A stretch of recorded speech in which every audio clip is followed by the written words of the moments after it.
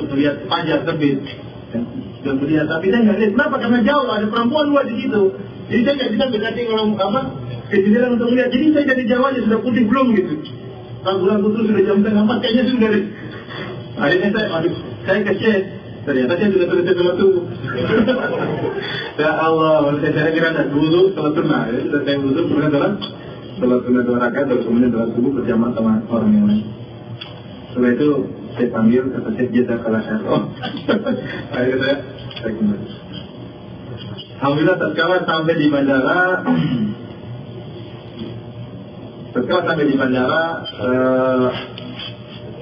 tatkala kami turun, ada seorang yang sudah tua, kemudian naik kursi roda, ngobrol sama saya. Karena saya eksekutif suruh di luar. Saya tanya, saya itu siapa itu? Kata saya itu tadi dia punya banyak maktab, punya kantor di Indonesia, juga punya kantor di Saudi. Ya, tadi saya ngobrol-ngobrol sama dia dan saya kasih hadiah beberapa buku tulisan saya dan semoga bermanfaat bagi dia. Dan dia mengatakan kapan saja saya butuh dia, telepon saja, dia akan kirim anak buahnya untuk melayani saya. Ini subhanallah, saya setahun saja tetap aja berdakwah, kesempatan bagi untuk berdakwah. Akhirnya alhamdulillah saya pun sampai di Jakarta. Setelah itu kami harus istirahat semalam. Setelah sampai di hotel milik salah seorang dermawan di sana, kebetulan punya hotel kalau ada 6 ya, hotel Islami. Akhirnya kami pun sampai di sana, bersama-sama di sana makan siang. Jadi barang semua, kata saya yang punya hotel di sini, di depan saya di situ, punya hotel di sini, saya di samping punya hotel sebagai penerjemah. Jadi punya hotel ini orang Arab tapi nggak bisa ngomong Arab, jadi ngomong Jawa. Jadi ngomong Indonesia saya terjemahin. Akhirnya disediakan makanan bermacam-macam, banyak makanan. Saya tanya sama saya, bilang ini apa? Oh itu ayam, oh itu daging, oh itu bentuknya itu apa? Oh itu kue. Saya ingin coba, saya ingin berdiri dia nyoba. Akhirnya sampai pada suatu kue kecil-kecil, potong kecil-kecil warna coklat. Dia tanya, dengan ini apa? Orang banyak yang hadir. Saya bilang itu kue. Dia makan. Ini kayaknya ayam katanya. Ini bukan kue. Kata dia, Firanda, kamu kalau nerjemah bagus, tapi kalau nerjemah makanan keliru. Kalau nerjemah pelajaran benar, tapi kalau nerjemah makanan keliru. Ya, saya seperti itu. Sampai tatkala makan dia pun, itu di antara ada dia kalau makan, ngambil ke makanan dikasih ke orang yang jauh dikasih. Saya masih ingat ada seorang donatur. Saya saja nggak sadar, saya itu ngambil makanan dulu saya sama dia. Saya kasihkan ke orangnya jauh. Ngambil karena ikan itu pulang. Ini tidak pernah dilupakan oleh donatur ini. Kata dia, Ustaz, tadi siang itu saya ngambil makanan buat saya. Subhanallah, begini aja nggak lupa dia. Ternyata yang sederhana seperti itu masuk di hati apa? Seorang. Terus cuma nggak ada waktu 1 menit untuk membuat seperti itu. Cuma ngambil itu terus didatang. Demikian juga pemilik konser ini saya kasih hadiah sebuah buku dan saya tulis namanya dari Abdul Razak bin Abdul Mutin Al-Abbad Al-Badr, hadiah kepada Al-Ustaz Fulan, katanya. Oh, senang sekali dia. Saya nulis, katanya. Padahal saya itu kalau kasih aja nggak pernah nulis. Saya juga di buku banyak kali nggak pernah nulis buat Firanda. Tidak pernah. Cuma untuk menyenangkan hati milik konser ini, saya nulis namanya dari Abdul Razak buat Al-Ustaz, menyenangkan hatinya. Akhirnya kita malam itu, waktunya memang letih karena dia sebelum ke Indonesia sempat safar ke Kuwait. Jadi safar Kuwait hari ini, besoknya sudah ke Indonesia dan masuk angin memang. Cek batuk-batuk, kemudian masuk angin, dan ini mengkhawatirkan pihak Radio Roja. Akhirnya mereka mendatangkan seorang pakar herbal untuk pijit apa? Pijit Syekh. Malam itu saya dipijit, saya temani. Jangan tukang herbal itu yang bisa bahasa Arab kan. Jadi temani. Saya bilang dah apa dipijit. Pijit sakit ya. Saya bilang sakit kali, ya sakit kata dia. Dipijit sampai subhanallah, tapi saya nggak pernah teriak. Padahal kelihatan apa? Ininya sudah berubah-ubah itu karena apa? Sakit. Kita kan kalau dipijit sakit sekali itu. Dipijit, tapi saya sabar. Nggak pernah apa? Nggak pernah cek sama sekali. Meskipun kesakitan. Saya bilang saya sakit ya. Iya sakit, tapi kita sabar aja. Dibuatkan jamunya saja rasanya nggak enak aja, nggak mau minum. Saya minum. Sabar dia. Subhanallah. Akhirnya kita pun besoknya berangkat ke Lombok karena pertama pengajian di Lombok. Berangkat kita ke Lombok. saya minta ditemani nama tukang pijit tadi, karena saya memang posisinya sakit. Akhirnya saya dan tukang pijit itu berangkat. Sampai di ruang tunggu di bandara, saya minta izin ke musola. Kita temani. Jadi saya ke musola, sholat, kita ngobrol. Ya. Saya ngobrol sama apa? Tukang pijit tadi. Tatkala saya ingin masuk ke musola, ingin wudhu, dia pakai sepatu. Tatkala masuk dia tanya, Anda tolong tanya, boleh nggak ini pakai sepatu berwudhu? Saya bilang, apa sih, pakai saja. Kata si jangan tanya dulu. Saya pun nanya sama cleaning service itu, ada mbak, boleh nggak pakai sepatu? Boleh, apa-apa, silakan tanya lagi. Kata tukang pijit ini, saya ini aneh ya, gitu aja nanya ya. Kalau kita nyuruh aja. Dia nanya dulu sebelum apa, dia akhirnya dia tolak, saya pun ngobrol sama tukang pijit tadi. Sempat tukang pijit nanya tentang saya, dan sempat pertanyaannya kepada saya ini, Ustaz, saya tanya kenapa? Antum kenal siapa aja? Hanya bilang bahwa akhir Anda nggak kenal siapa-siapa, Anda kenal si Abdul Razak doang.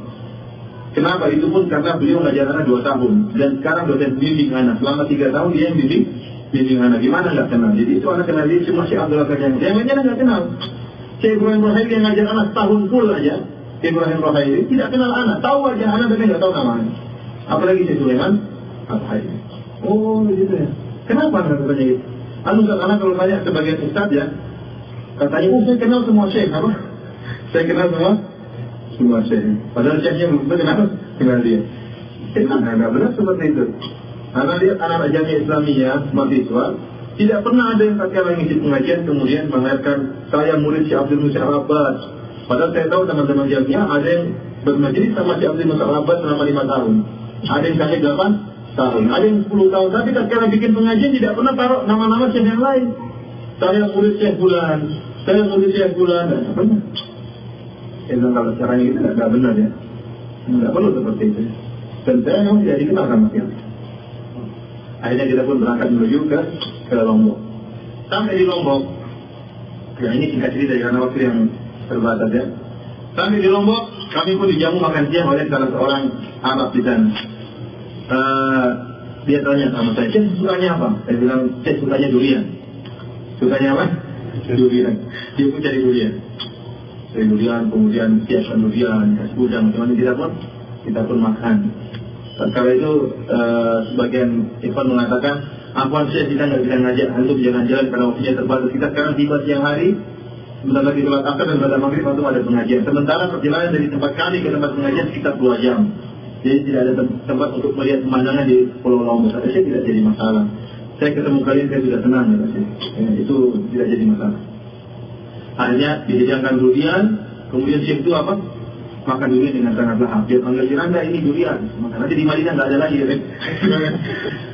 Akhirnya kita pun berangkat dari tempat ikhwan tersebut menuju ke tempat pengajian.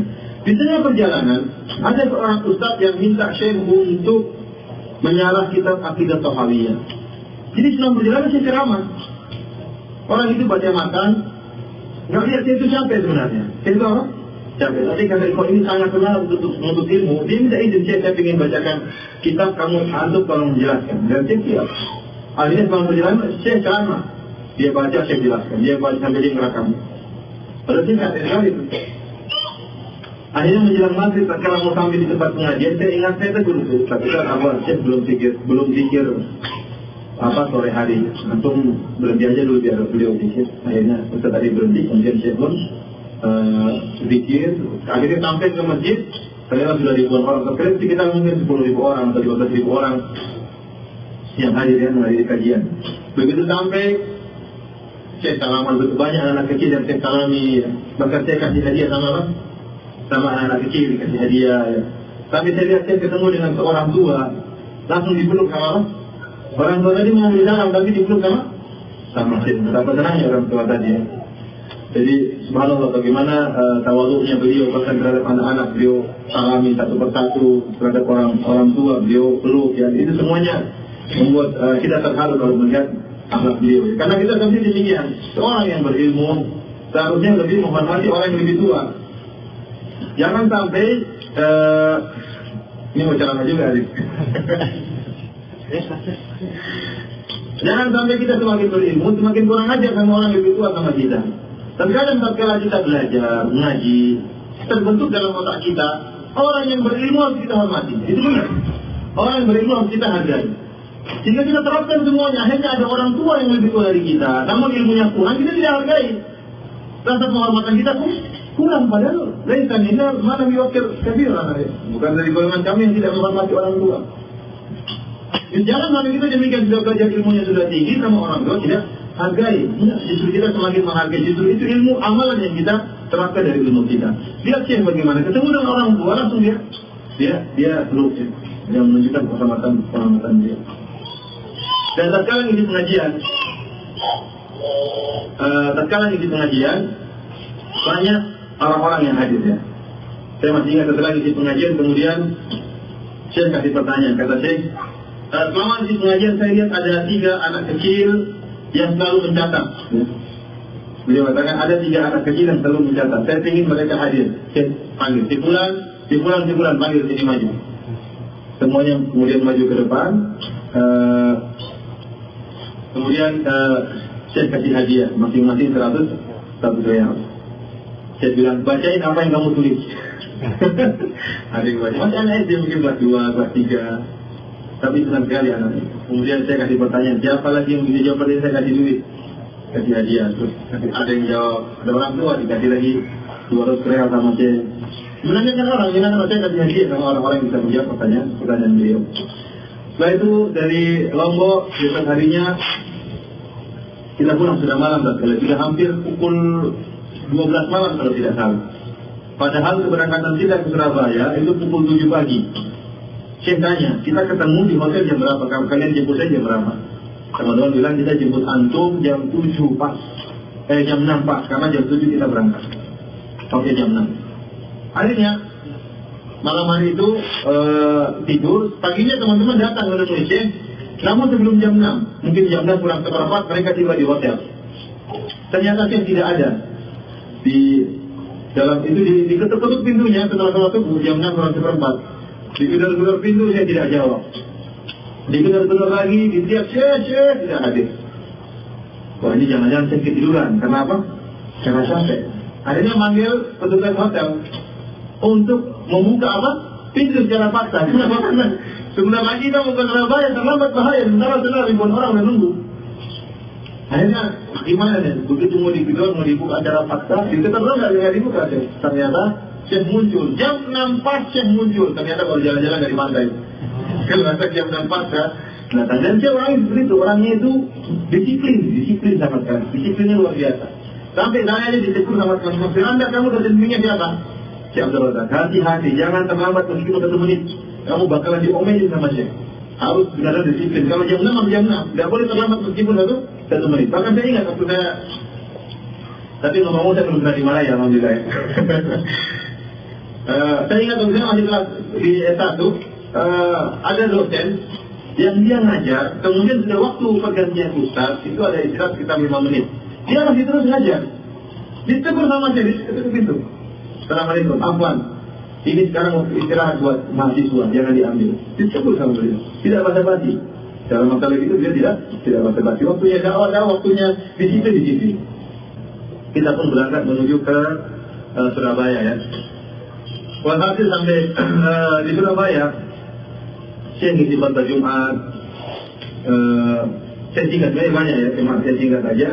Kemudian setelah itu ada tanya jawab antara hadirin dengan Syekh. 3 pertanyaan yang disampaikan oleh para penanya, semuanya pertanyaannya taswis.